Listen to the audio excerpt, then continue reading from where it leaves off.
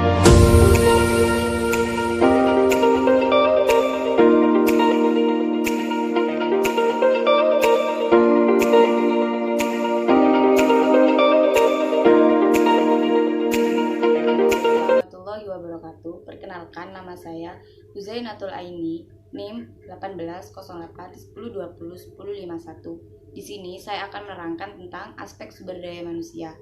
Materi-materi yang akan dibahas ada 5. Yang pertama, pentingnya analisis aspek sumber daya manusia. Yang kedua, tujuan analisis sumber daya manusia. Yang ketiga, dasar-dasar aspek sumber daya manusia. Yang keempat, sumber data. Dan yang kelima, analisis data.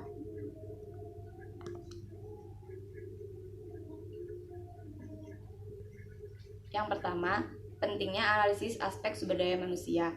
Analisis aspek sumber daya manusia menekankan pada ketersediaan dan kesiapan tenaga kerja, baik jenis atau mutu maupun jumlah sumber daya manusia yang dibutuhkan untuk menjalankan bisnis.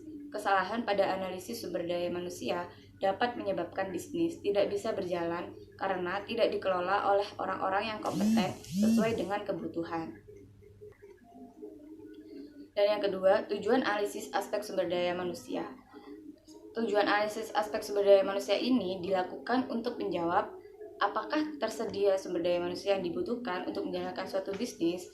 Nah, yang lebih spesifik, tujuan analisis aspek sumber daya manusia ini ada 5. Yang pertama, menganalisis penjadwalan pelaksanaan pembangunan bisnis. Yang kedua, menganalisis jenis-jenis pekerjaan yang diperlukan untuk pembangunan bisnis.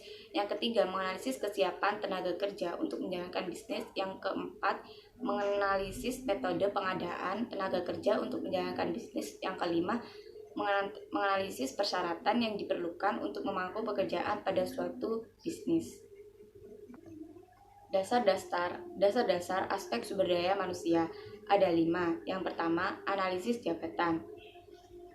Cara menghasilkan produk dalam suatu bisnis harus diidentifikasi sebelum bisnis dijalankan agar bisnis tersebut dapat menghasilkan produk yang diharapkan. Nah, identifikasi bisnis itu adalah analisis jabatan.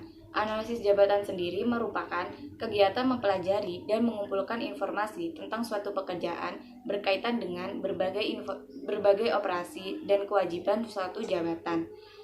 Analisis pekerjaan berusaha menganalisis seluk-beluk pekerjaan dan berusaha menjawab pertanyaan-pertanyaan yang berkaitan dengan pekerjaan-pekerjaan berikut. Yang pertama, pekerjaan apa saja yang harus dilakukan. Yang kedua, bagaimana menjalankan pekerjaan. Yang ketiga, mengapa pekerjaan tersebut harus dilakukan. Nah, hasil yang diperoleh dari analisis jabatan adalah deskripsi jabatan dan spesifikasi jabatan. Yang kedua, deskripsi jabatan. Deskripsi jabatan merupakan uraian tentang tugas, kewajiban suatu jabatan tertentu. Deskripsi jabatan semestinya memuat hal-hal sebagai berikut. Yang A, identifikasi jabatan. B, ringkasan jabatan. C, tugas yang harus dilaksanakan. D, hubungan dengan jabatan-jabatan lainnya. E, pengawasan yang diberikan dan diterima. F, kondisi kerja. G, penjelasan istilah-istilah yang tidak lazim. Dan H, komentar tambahan untuk melengkapi penjelasan sebelumnya. Assalamualaikum warahmatullahi wabarakatuh. Perkenalkan, nama saya Dia Rahma Suciwardani, NIM 1808110201175. Nah, di sini saya akan menjelaskan tentang spesifikasi pekerjaan. Nah, kita sebagai perusahaan kita harus merekrut karyawan-karyawan yang selanjutnya akan memegang perusahaan kita. Nah, adapun syarat-syarat yang kita tentukan kepada calon karyawan tersebut gunanya agar mereka dapat menjalankan suatu pekerjaan itu dengan baik. Nah, selanjutnya yaitu adapun beberapa cara atau beberapa trik agar menarik calon karyawan tersebut, yaitu pertama bisa melalui iklan, kantor penempatan tenaga kerja, rekomendasi dari karyawan-karyawan yang sudah bekerja di perusahaan kita tersebut. Yang selanjutnya lembaga pendidikan, lamaran yang masuk kebetulan, nepotisme, leasing, dan serikat buruh. Nah, ya selanjutnya ada sumber data, yaitu terdiri dari 2, yaitu sumber data primer dan data sekunder. Nah, adapun tahap-tahapan analisis manajemen dari data primer sendiri, yaitu ada tahap-tahap pelaksanaan pekerjaan, jenis-jenis pekerjaan pada bisnis, persyaratan yang diperlukan untuk memangku pekerjaan, struktur organisasi, dan penggandaan tenaga kerja. Dan selanjutnya, lama waktu dari setiap penyelesaian pekerjaan pembangunan proyek atau bisnis tersebut.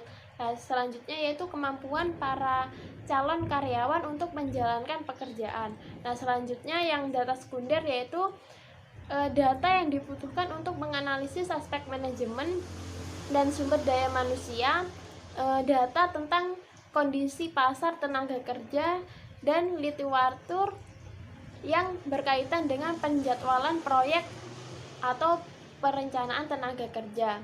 Nah, yang selanjutnya ada analisis data. Analisis data sendiri itu terdiri dari dua, yaitu analisis kualitatif dan analisis kuantitatif. Nah, yang kualitatif yaitu dalam perencanaan pembangunan proyek atau bisnis digunakan untuk menganalisis pihak-pihak yang akan melaksanakan aktivitas dan fasilitas yang dibutuhkan untuk melaksanakan aktivitas tersebut. Nah, yang analisis kuantitatif yaitu digunakan untuk perencanaan dan penjadwalan proyek seperti analisis PERT dan CEMP, yaitu analisis pada perencanaan sumber daya yang digunakan untuk menganalisis ketersediaan dan persiapan tenaga kerja yang dibutuhkan untuk menjalankan proyek analisis tersebut, yaitu menganalisis kebutuhan tenaga kerja. Yang selanjutnya itu ada struktur organisasi. Nah, struktur organisasi sendiri itu terdiri dari 3 bagian.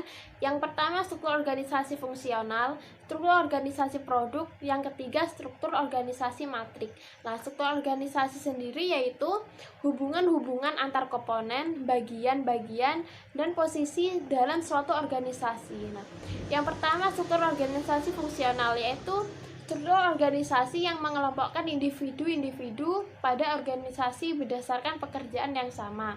Yang selanjutnya struktur organisasi produk yaitu organisasi yang mengelompokkan individu-individu pada organisasi berdasarkan jenis produk yang dihasilkan atau yang kita pasarkan. Yang selanjutnya struktur organisasi matriks yaitu struktur organisasi yang merupakan kombinasi dari struktur yang presentasi dari saya dan rekan saya Dia Rahma. Bila ada kesalahan kata mohon maaf, dan wassalamualaikum warahmatullahi wabarakatuh.